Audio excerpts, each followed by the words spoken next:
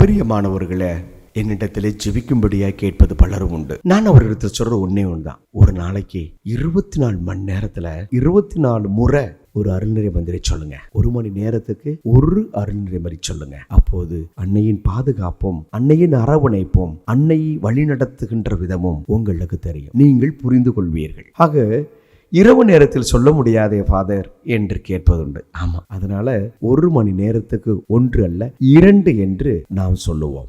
காலையில் 6 மணிக்கு 2 அருள்நிறை மந்திரம், 7 மணிக்கு 2 அருள்நிறை மந்திரம். இப்படி ஒவ்வொரு மணித்துளி நேரமும் அன்னை மரியோடு நாம் பயணிக்கின்றோம். இயேசுவின் பாடுகளோடு நாம் பயணிக்கின்றோம்.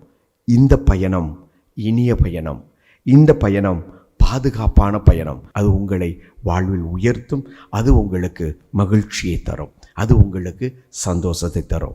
உணர்வீர்கள். அந்த அனுபவத்தை பெற்றவன் பேசுகிறேன். செய்வோமா? செய்யுங்கள். இறையருள் மிகுதியாய் நமக்கு உண்டு.